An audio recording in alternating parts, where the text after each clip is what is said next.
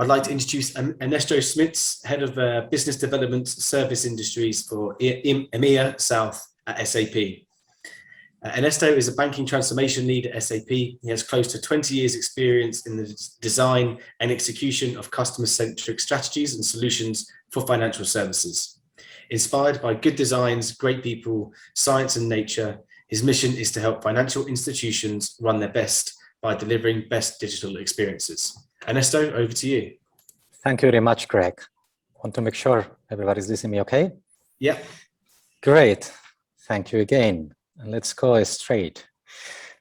I wanted to share with you this picture I captured while doing vacation in my home country in Spain. Whenever I had to, in that city, get a parking ticket, I had to go to this machine. And what I felt is confusion. I immediately thought, who designed this and why did they put the keys like that? Not only my home country, other places like where I'm based out of and live in Dubai, sometimes I get confused when I see a lift that just goes between 2 floors and then suddenly so many tags, so many labels, just 2 floors.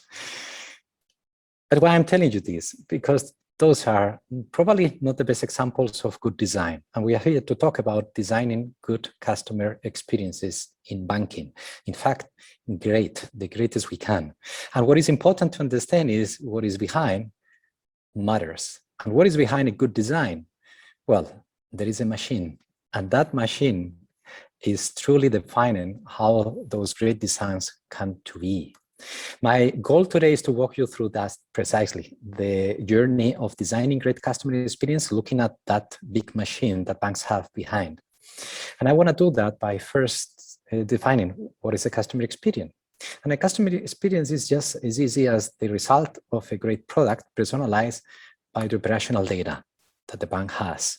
These are the best assets that banks have to drive to design great customer experiences in banking. Now, the challenge we face on that operational data is how can we increase the insight we have on our customers, on our banking customers? The answer that we provide is giving you full product and customer profitability, so you can better shape your products and deliver that through the best channels, and do that also leveraging all that knowledge of your customers. Only then you will be able to increase the revenue and margin of your bank. But how can we get those better insights? Well, it's as easy as getting a quite prescriptive view of what is my customer profitability today. That is calculated based on all the relevant transactions. Also, what is the customer lifetime value, which means how valuable my customer is today and tomorrow. And to fill that gap, I get an advice on suggested activities to precisely make that big gap even closer. Now, customer lifetime value is the foundation of dynamic relationship pricing, which extends our product personalization to pricing. So we need then this piece to define sophisticated customer pricing mechanism. And to do that in a centralized way, because the intention of the bank is as well to work through others, digital players, and provide the services through them as well. So it needs to run as a service, and it needs to also be extremely compliant. So we know always how that figure was calculated. Now, to calculate dynamic relationship pricing, we need to take into consideration a lot of information, particularly customer data. But we have a problem. Customer data is not part of my operational data. In fact, that data doesn't belong to us, to the bank. It belongs to the customer. The only way we can get the data is we solve the challenge of getting the customer to trust us. Trust is the biggest challenge we face. How can we drive a trust relationship with my customer? Well, I personally consider that we are now in the 4th generation of customer relationships. And so first was all about offline relationships, the classical branch banking. Then we talk about digital relationships when we roll out mobile, online, and even the ATMs in the branches. Next, we decided to leverage all those massive amounts of information and then personalize those relationships, but it felt weird. Customers didn't buy that fully, and they felt like strange. How do they know? How does the bank know what they know? That's why the next generation of relationships is about trusted relationships one where trust is everything and at its core. Because over 2/3 of customers around the world won't trust any company with the personal information, not even a bank. And banks are much more evolved than that. Why?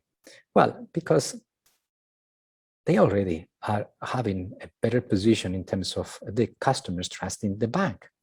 And this will become the biggest differentiator against fintechs and digital players. So what will happen if we will give them to the customer transparency and control?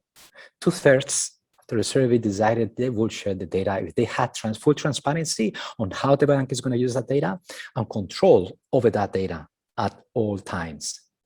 That's precisely what we provide by our customer data platform, all the features and capabilities that we need to manage that transparency and do that with the consent of the customer. Because trust, as in real life, is a journey. It takes time to get built. And the best way to do that is by exchanging value for it. Over time, we can perfectly then get the name, the email of the customer by allowing him to join a newsletter where we provide him personal finance advice. Next, we give them a personalized offer, and then we capture additional data on their preferences.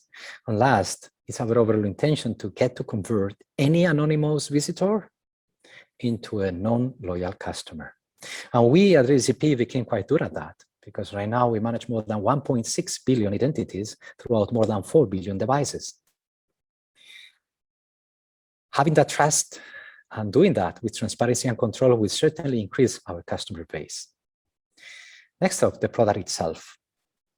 To drive not too many, neither too irrelevant interactions, how can we drive better interactions? By doing it intelligently. Intelligence is key to dress precisely to increase effectiveness and reduce costs. How can we drive better interactions? Well, with scenarios like this.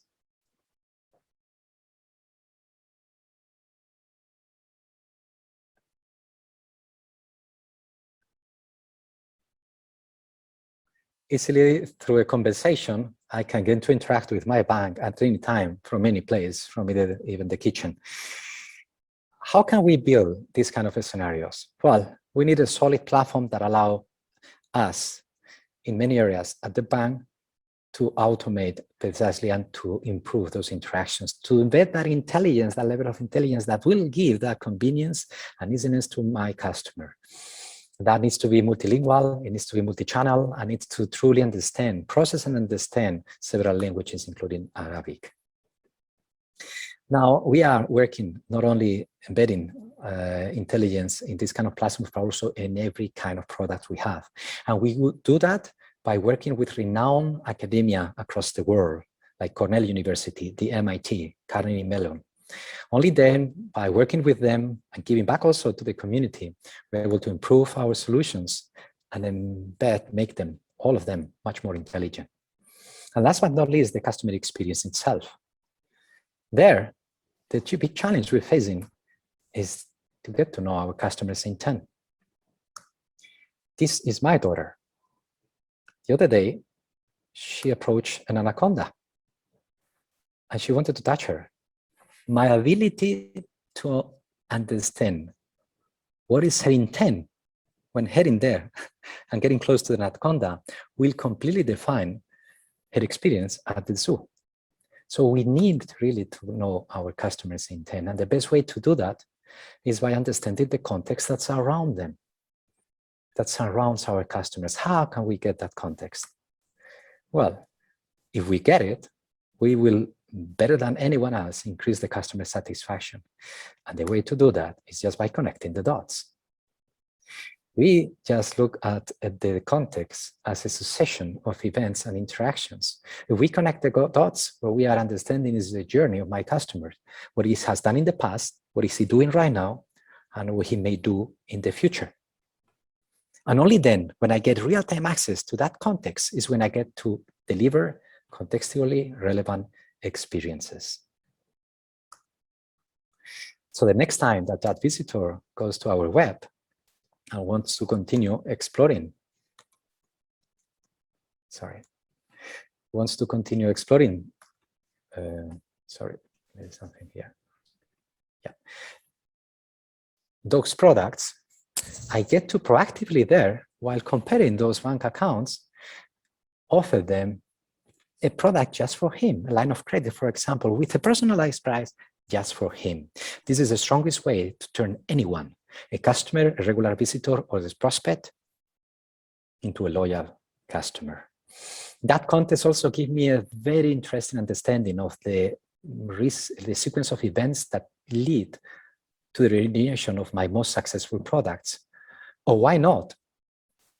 The events that lead to customers to leave me.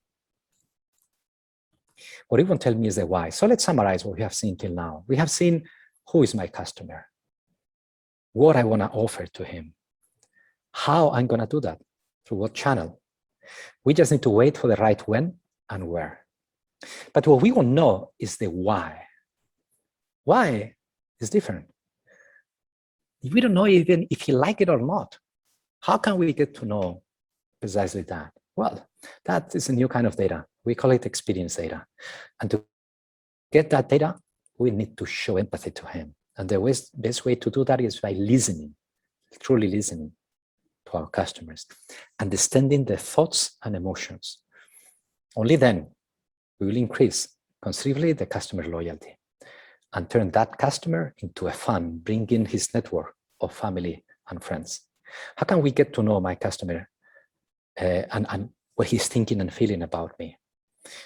Many banks feel like we are all doing already. We are delivering a superior experience as others, but the reality is completely different. We get to know the truth by asking the customer, as easy as that. Natural conversations, very easy, very simple, very short, at key moments of the customer interactions. Those information feed then our and get blended with the insights I have and the behavior of the customer, guiding towards the best set of next actions with him. And all of that parallel at scale at the bank will create a beautiful dashboard showing how is my satisfaction by product, by branch, by customer type, by channel. We believe this is a solid way to drive a strategy on customer experience. And we call it the digital mile. We think that the faster you get to walk this mile, the better equipped you are to deliver great experiences in banking. Thank you very much. Over to you, Greg. Thank you very much, Ernesto. That was great. Unfortunately, we don't have time for questions, but if you are able to stick around, there has been some comments in the chat if you're able to message directly with our audience. But for now, thank you very much, Ernesto.